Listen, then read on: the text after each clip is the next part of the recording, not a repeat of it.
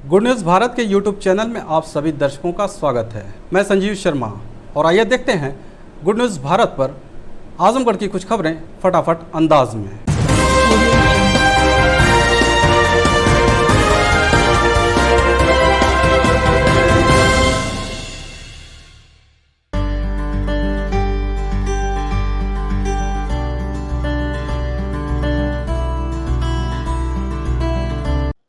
Samajwadi party के विधानसभा सदर seat से प्रत्याशी दुर्गा प्रसाद यादव ने रोड शो के माध्यम से आज जनता के बीच जाकर अपने लिए समर्थन मांगा।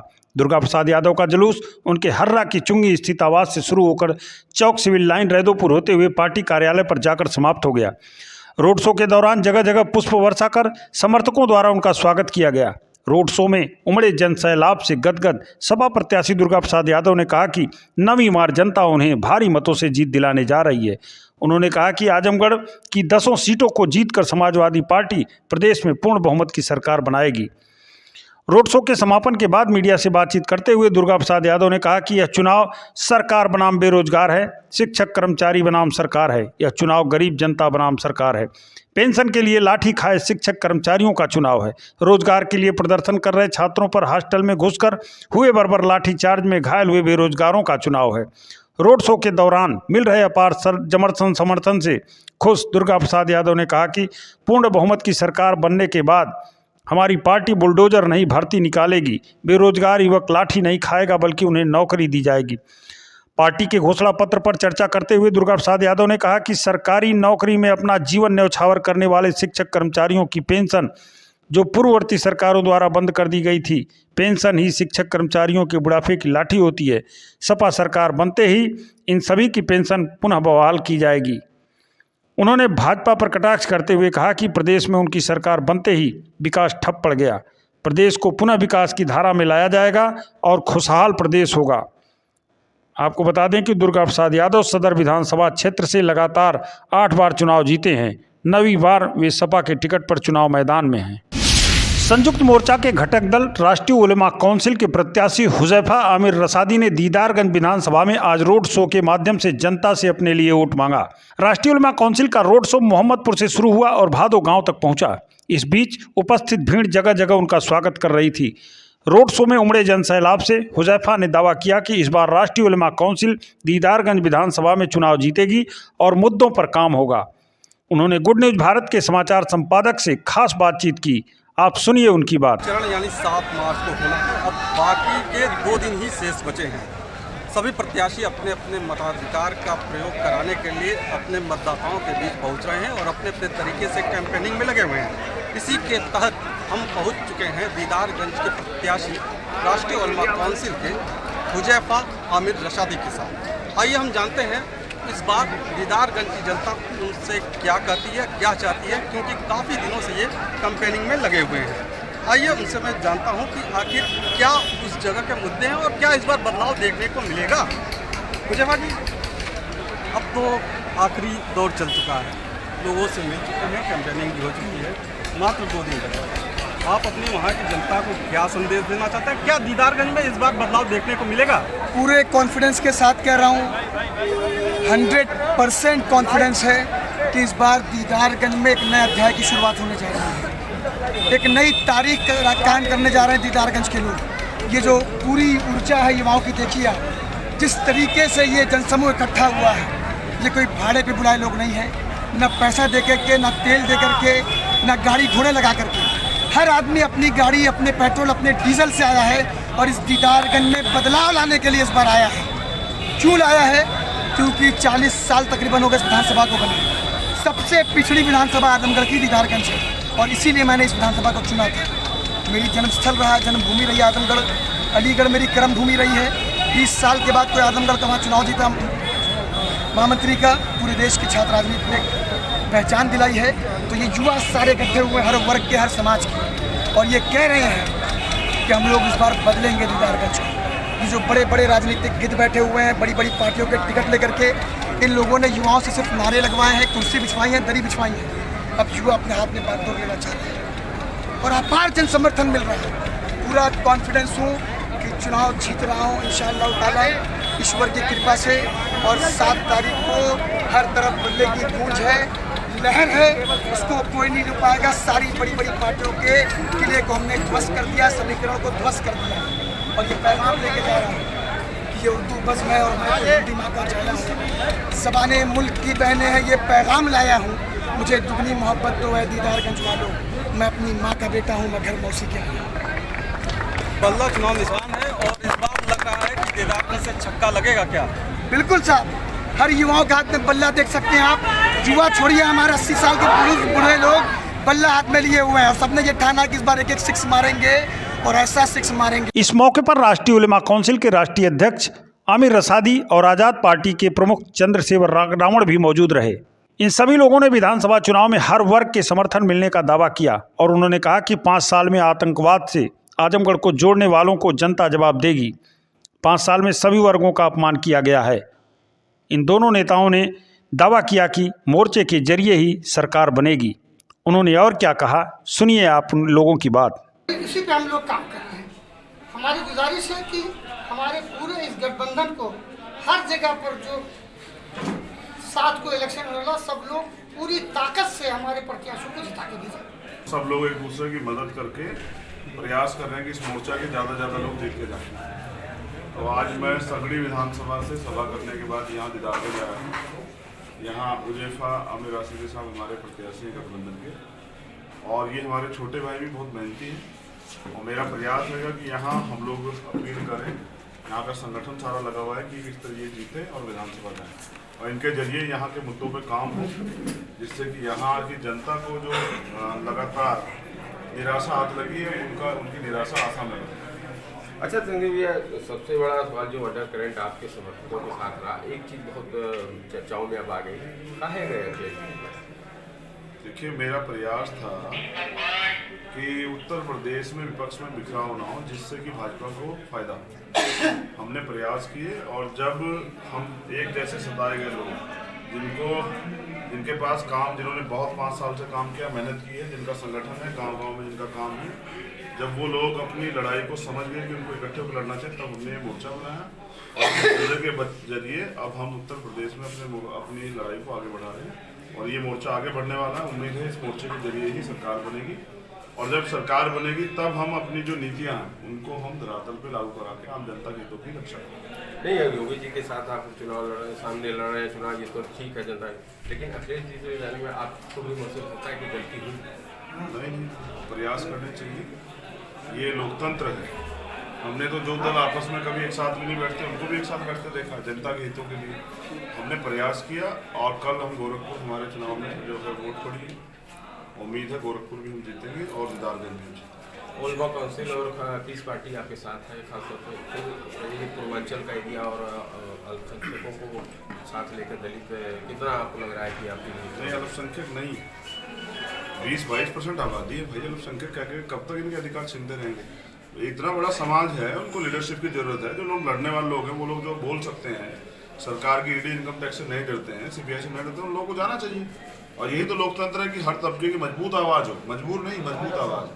मुझे भरोसा है कि यहाँ इन लोगों ने काम किया है और यही नहीं किया, पूरे उत्तर प्रदेश में काम किया। उधर खलीलाबाद भी हम लोग जीत रहे हैं डॉक्टर अजीत साहब। हमारा प्रयास है, आप देखना इतनी स्ट्रॉन्ग वॉइस होगी शोषितों की इस बार विधानसभा में कि सरकार जो है बिना हमारे काम ही नहीं कर पाएगी। असदुद्दीन ओवैसी को भी ले लिए होते सर?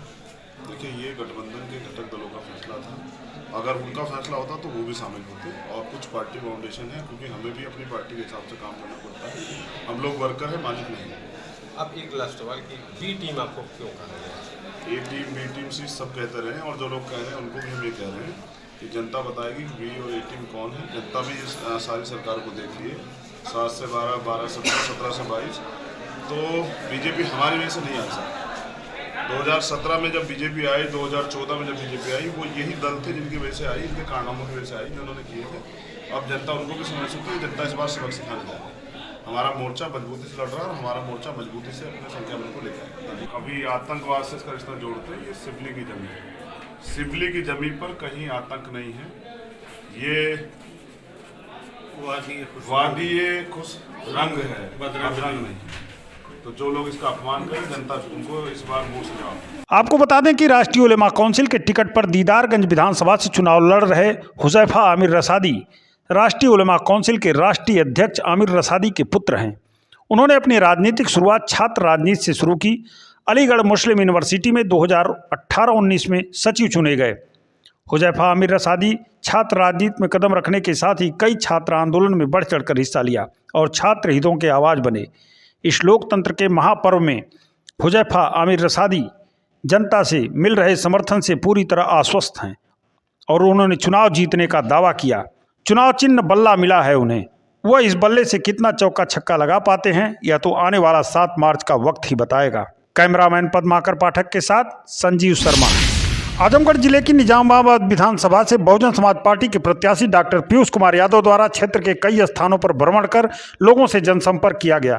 इस दौरान बहुजन समाज पार्टी के जिलाध्यक्ष अरविंद कुमार, मोहम्मद आबिद तथा बिलाल अहमद सहित काफ़ी लोग मौजूद रहे। इस दौरान डॉक्टर पीयूष ने लोगों से अपील की कि 7 मार्च के दिन वह मतदान करने जरूर जाएं, जिससे लोकतंत्र मजबूत हो और क्षेत्र का विकास हो। वहीं बहुजन समाज पार्टी के जिलाध्यक्ष अरविंद का कहना था कि वो बसपा सुप्रीमो मायावती जी का हृदय से धन्यवाद देते हैं कि उन्होंने एक योग्य प्रत्याशी को चुनाव मैदान में उतारा, जो क्षेत्र के साथ जनता के साथ पिछले कई सालों से लगे हुए हैं और निश्चित तौर पर यदि चुनाव जीतते हैं तो क्षेत्र का विकास जरूर होगा। उन्होंने जनता को इस बात का पूरा भरोसा दिलाया। बसपा जिलाध्यक्ष का कहना था कि वह 200 विधानसभा में घूम रहे हैं और हर जगह बहुजन समाज पार्टी मजबूत स्थिति में दिखाई दे रही है। रही बात निजामाबाद विधानसभा की, तो यहाँ की जनता बसपा के प्रत्याशी को जिताकर बहन जी के हाथों को मजबूत करने का काम करेगी, क्योंकि यहाँ पर अब लोग दलीय सीमाओं से हटकर भी मतदान करने की बात कर रहे हैं। चुनावी चर्चा पर करते हुए डॉक्टर पीयूष का कहना था कि निजामाबाद विधानसभा में वह पिछले काफ़ी समय से लोगों से जुड़े हुए हैं और क्षेत्र की जनता उन्हें अपना नेता नहीं बेटा मानती है। इसलिए उनकी नैतिक जिम्मेदारी है कि वह जितना संभव हो सके उतना अपने क्षेत्रवासियों के लिए करें। जीत के प्रति आश्वस्त डॉक्टर पीयूष ने कहा कि वह विधानसभा चुनाव निश्चित जीतेंगे। खबरों में हो चला है एक छोटा सा ब्रेक। आप देखते रहिए गुड न्यूज़ भारत।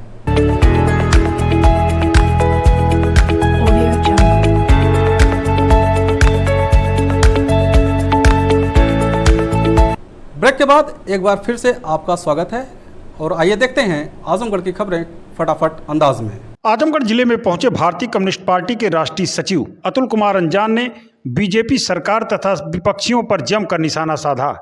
नगर के सिविल लाइन स्थित तमसा प्रेस क्लब के सभागार में आयोजित प्रेस वार्ता में उन्होंने कहा कि भाजपा सरकार हर मोर्चे पर फेल रही है, केवल अपनी योजनाओं का झूठा ढिढोरा पीटती है।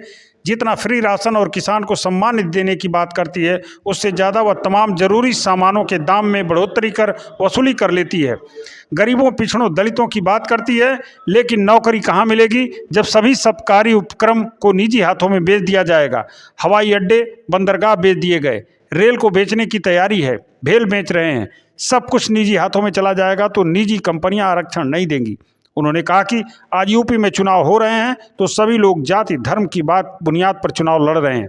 यहाँ भारत पाकिस्तान, हिंदू मुसलमान इसका प्रचार हो रहा है। सबसे दुख की बात है कि इसमें सबसे आगे प्रधानमंत्री और मुख्यमंत्री हैं। यह लोग अपनी जात बताते घूम रहे हैं। वहीं उन्होंने जनप्रतिनिधियों के वेतन और भत्ते पर भी सवाल खड़े किए। कहा यह सब जनता की गाढ़ी कमाई के हैं, इसको बंद कर देना चाहिए। अतुल कुमार अंजान ने कहा कि पूरे यूपी में उनकी पार्टी 55 प्रत्याशी चुनाव लड़ा रही है। पिछले 5 साल में लगातार सड़क पर संघर्ष कर रहे हैं और जो लोग विपक्ष में हैं वह सड़क पर उतरने का काम नहीं किए। इसके अलावा और क्या कहा, आप सुनिए उनकी बात। आप सब लोगों के कार्यक्रम लगे हैं। सबसे पहले तो मैं आपका स्वागत करता हूं। मैंने सोचा कि अपने मित्रों से बात हो जाए।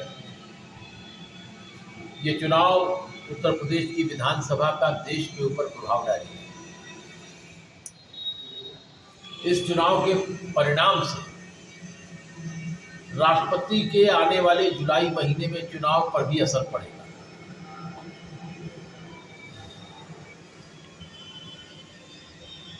अफसोस की बात है कि पहला चुनाव है पिछले 30 वर्षों में उत्तर प्रदेश की विधानसभा का जिसमें कोई मुद्दे ही नहीं।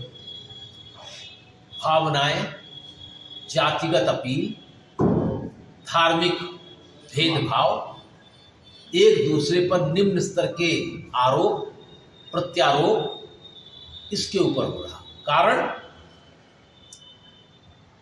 कि मुख्य पार्टियां जो अपने को प्रतिद्वंदिता में सरकार बनाने के लिए जनता के सामने पेश कर रही हैं, उनके पास भविष्य के कार्यक्रमों का अभाव है।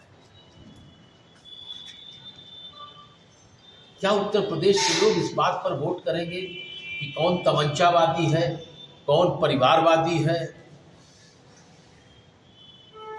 अरे मंदिर मस्जिद खत्म हो गया, सुप्रीम कोर्ट ने फैसला कर दिया, राम मंदिर बनेगा। अब क्या सवाल है इसमें? कौन चिलम पी रहा है, कौन धुआं उड़ा रहा है, इस पर बात करने से क्या मिलने वाला है? अरे ये बताइए ना कि क्या हुई योजना है। आजमगढ़ के अंदर ये जो मेडिकल इंस्टीट्यूट बना, ये क्यों नहीं काम कर रहा है? इसकी फैकल्टी क्यों खराब है? इसमें उचित डॉक्टर क्यों नहीं है? इसकी चर्चा कोई नहीं करना चाहता। 10 विधानसभा की सीटों वाले आजमगढ़ में इसकी कोई चर्चा नहीं करना चाहता। हम ही लोग चर्चा कर रहे हैं। आप सबको मालूम है कि सठियाओं मिल को चलाने के लिए हम लोग कितनी लड़ाई लड़ी थी, कितनी बार प्रदर्शन, सड़क जाम, तब कहीं जाके कौन से बड़े उद्योग लगे हैं जिसमें इस बड़े जनपद के अंदर नौजवानों को काम मिले।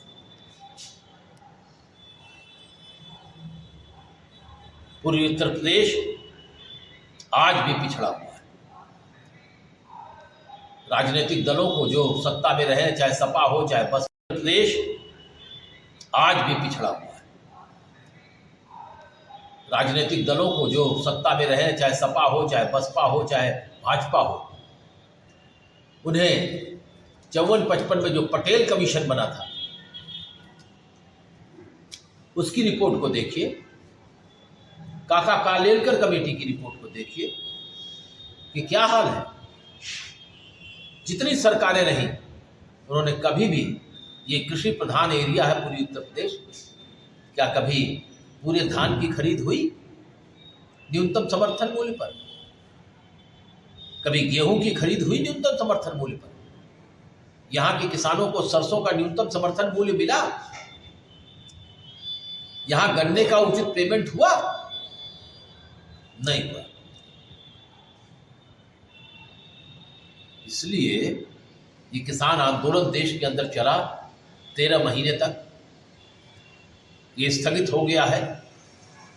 मोदी सरकार ने किसानों की जमीन पर कब्जा करने के लिए आवारा पूंजी के रक्षकों की तरफ से ये कानून बनवाया था और देश के लाखों करोड़ों किसानों ने इसका विरोध किया, मजदूरों ने विरोध किया, समझदार लोगों ने विरोध किया, ग्रामीण भारत ने विरोध किया, जिसके चलते मजबूर होकर के प्रधानमंत्री को ये कानून वापस लेने पड़े। लेकिन अभी एमएसपी का न्यूनतम समर्थन मूल्य के बारे में उन्होंने लिखित हम लोगों को कहा था कि हम कमेटी बनाएंगे, अभी तक कोई कमेटी नहीं है। हमारी मांग है कि किसानों की सभी उत्पाद को न्यूनतम समर्थन मूल्य के ऊपर खरीदा जाए। भारतीय जनता पार्टी के विधान परिषद सदस्य मानवेंद्र प्रताप सिंह ने 5 वर्षों की भाजपा सरकार के कार्यकाल की उपलब्धियों का बखान करते हुए कहा कि सरकार ने गांव गरीब की खुशहाली के लिए जो कार्य किया है, आज तक किसी सरकार ने नहीं किया। कार्यकर्ताओं ने सरकार की नीतियों को जन जन तक पहुंचाया है, जिसका लाभ इस चुनाव में भारतीय जनता पार्टी को मिल रहा है। उन्होंने आजमगढ़ में विकास की चर्चा करते हुए कहा कि सरकार ने आजमगढ़ की जनता की बहुप्रतीक्षित मांग, आजमगढ़ में राजकीय विश्वविद्यालय, मदुरई में एयरपोर्ट, विभिन्न राजमार्ग, एक्सप्रेस हाईवे तथा सभी को मुफ्त वैक्सीनेशन दिया। मानवेंद्र सिंह आज मनीष रत्न अग्रवाल के माचपरगंज स्थित अग्रवाल स्टेशनर्स प्रतिष्ठान पर ये बातें कहीं। श्री सिंह ने सदर विधानसभा क्षेत्र से भाजपा प्रत्याशी अखिलेश कुमार मिश्रा, गुड्डू मिश्रा को आजमगढ़ की जनता से भारी मतों से चुनाव जिताने की अपील किया। इस मौके पर मुख्य रूप से प्रवीण कुमार सिंह, अंतर्राष्ट्रीय बैडमिंटन अंपायर अजेंद्र राय, व्यापारी नेता मनीष रत्न अग्रवाल, व्यापारी महेंद्र प्रताप सेठ, मणि रत्न अग्रवाल सहित तमाम लोग उपस्थित थे। इसमें सब लोगों की चर्चा ही है और भारतीय जनता पार्टी जिस प्रकार से 5 वर्षों में अपने कार्यकाल के आधार पर जिसमें गरीबों को नल मिला है, बिजली मिली है, शौचालय मिले हैं, आवास मिले हैं, एक्सप्रेस वे मिले हैं, मेडिकल कॉलेज मिले हैं, यूनिवर्सिटी मिली है, एयरपोर्ट मिली है, मेट्रो मिली है, और 2 महीने में 2 बार राशन मिला है गरीबों को, और सबको वैक्सीन और मुफ्त वैक्सीन मिली है। गरीबों का सुरक्षा हुई है। माँ बहन बेटियों को सुरक्षित अपने आप को आज महसूस कर रही हैं उत्तर प्रदेश में। माफिया जेल में है और व्यापारी प्रसन्न हैं। व्यापार यहाँ बढ़ रहा है उत्तर प्रदेश में। इसके कारण से पूरे उत्तर प्रदेश में भारतीय जनता पार्टी की लहर है। और उसके आधार पर जो कहा था आदरणीय अमित शाह जी ने, योगी आदित्यनाथ जी ने, भाजपा फिर 300 के पार जाने वाली है। आश्चर्यजनक परिणाम होंगे। आजमगढ़ में भी हम जो देख रहे हैं वो परिणाम में 70% सीटों पर आज भारतीय जनता पार्टी जीतने की स्थिति में है। उनको मालूम है कि उनकी हवा निकल चुकी है।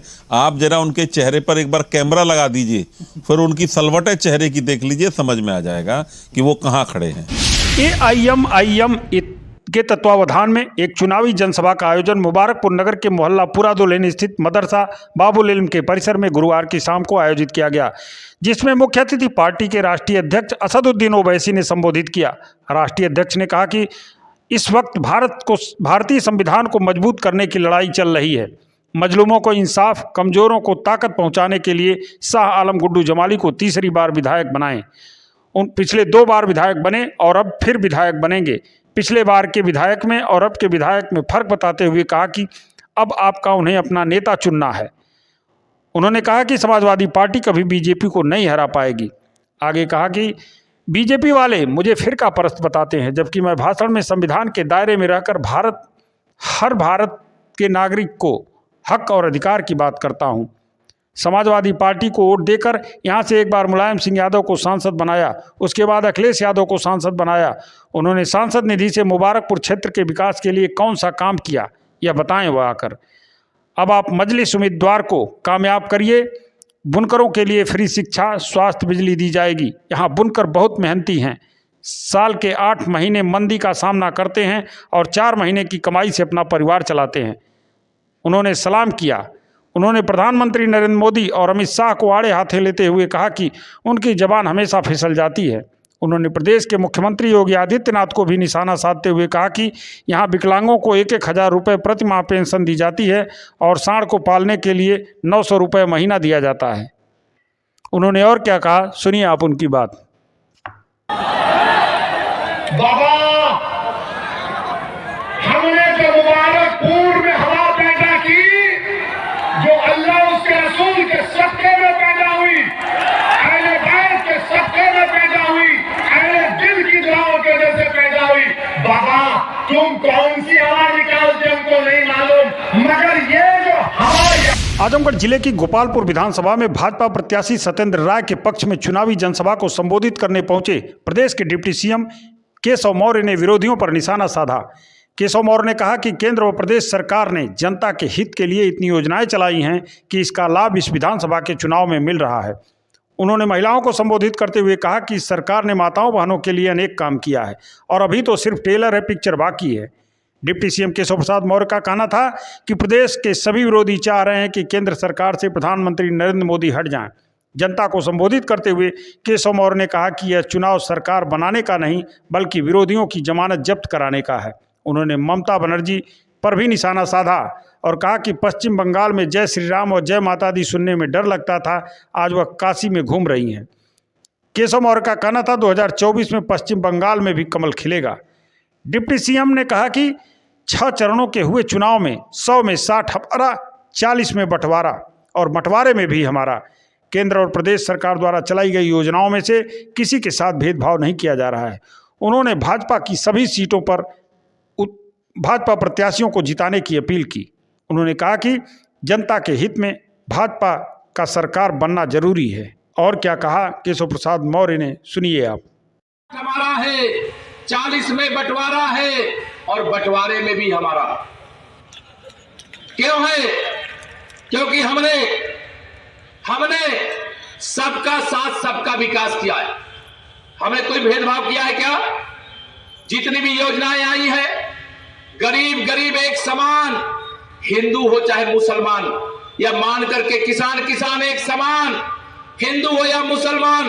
बताइए देश के प्रधानमंत्री जी, अगर दिल्ली से 2-2 हजार की 3 किस्त में 6,000 रुपया किसानों के खाते में डालते हैं, तो उसमें कोई हिंदू किसानों को केवल देते हैं, मुसलमानों को नहीं देते क्या? सबके खाते में जाता है कि नहीं जाता है? हम कोई भेदभाव नहीं करते, तो 40% में भी हमारा होगा कि नहीं होगा? जो कच्चे घर में रहता था, अगर उसे पक्का घर मिला है, वो घर से निकलेगा, 2 साल से फ्री में राशन मिला है, घर से भले वो साइकिल की बटन दबाने के लिए निकलेगा, लेकिन मेरा पूरा विश्वास है जब मतदान केंद्र पर आएगा, कमल का फूल दिखाई देगा, तो नरेंद्र मोदी जी और आदरणीय योगी जी जरूर याद आएंगे। आएंगे कि नहीं आएंगे? साइकिल का बटन दबाते दबाते वो कमल का बटन दबाने का काम करेगा। ऐसा मैं विश्वास करके आज आप सब लोगों से यहाँ अपील करना चाहता हूं। 2022 की सरकार में आजमगढ़ की महत्वपूर्ण भूमिका होने वाली है। गोपालपुर की विधानसभा सीट मुझे चाहिए। मैं वोट नहीं, वोट के रूप में आपसे कर्ज मांगने के लिए आया हूं, और आप वोट के रूप में मुझे कर्ज दे दीजिए।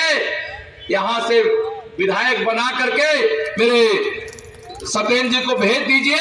मैं आपको विश्वास दिलाना चाहता हूं, जो वोट रूपी कर्ज देंगे उसे ब्याज के साथ चुकता करने का काम करूंगा, उसमें कोई कमी नहीं रह जाएगी, यह आपको भरोसा दिला रहा हूं। इसलिए मेरे भाई बहनों, और यह भी ध्यान रखना, पैसा लक्ष्मी जी।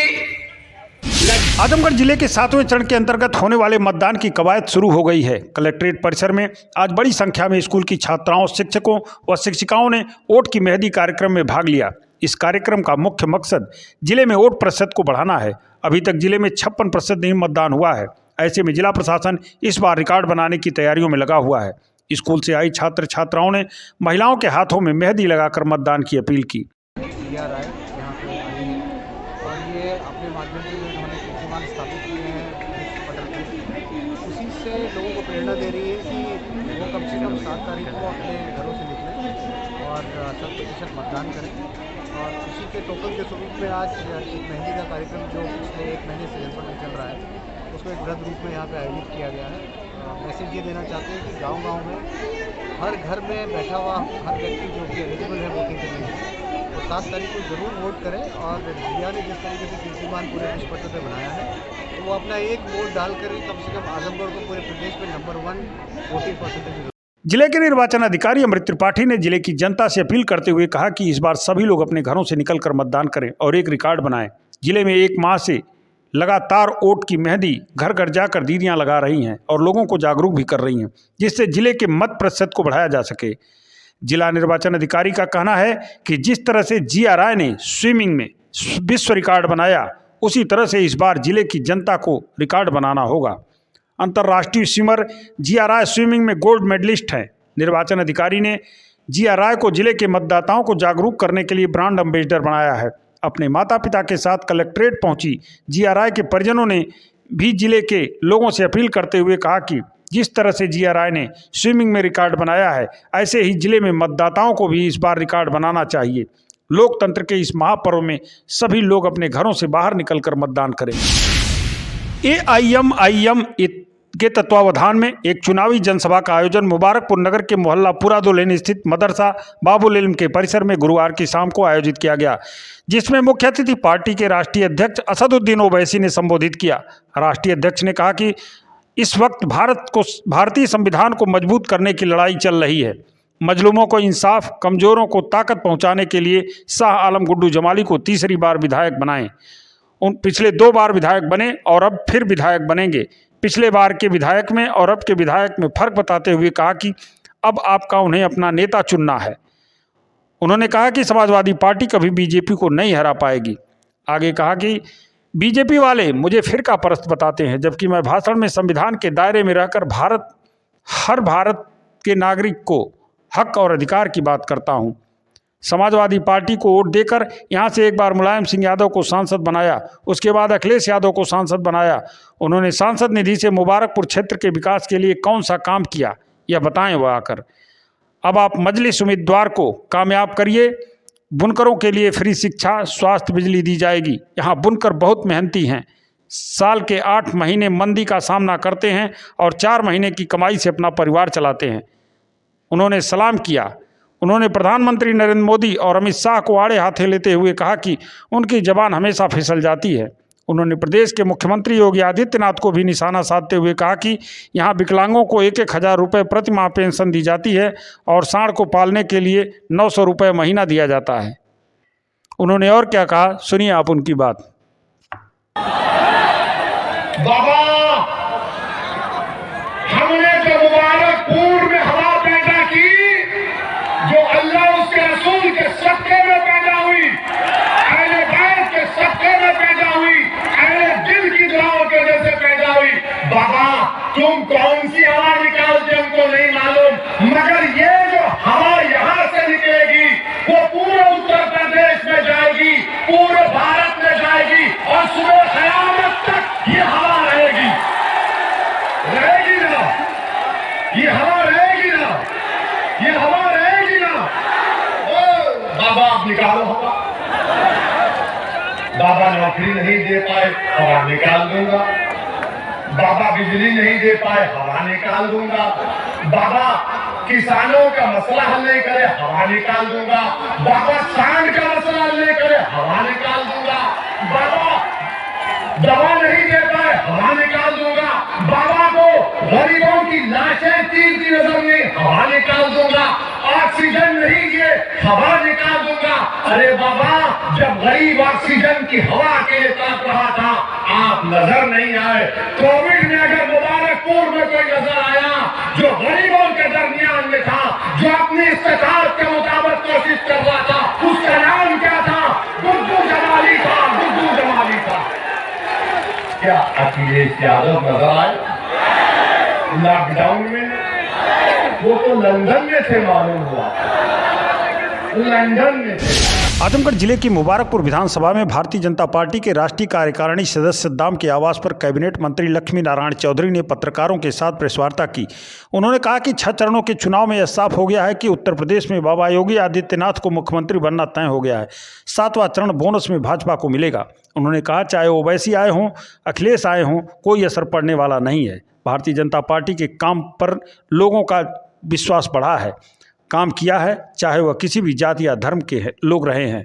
भाजपा सबका साथ सबका विश्वास के तहत प्रदेश में काम किया है, इसलिए उन्होंने भारतीय जनता पार्टी के सभी प्रत्याशियों को रिकॉर्ड मतों से जीत दिलाने की अपील की है।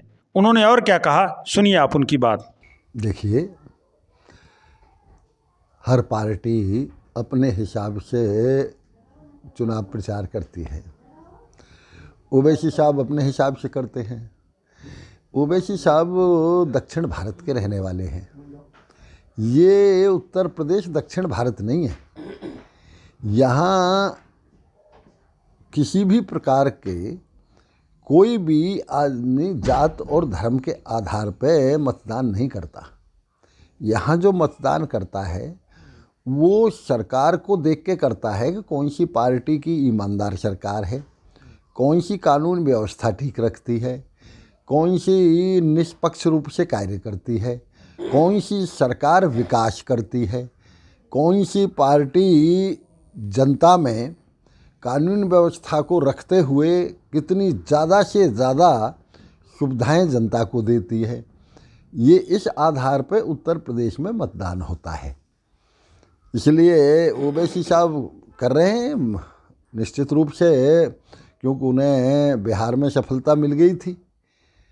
अब हो सकता है कि उत्तर प्रदेश में, मैं तो नहीं कह सकता, लेकिन मुझे लगता तो ये है कि उत्तर प्रदेश की जनता उनको स्वीकार नहीं करेगी।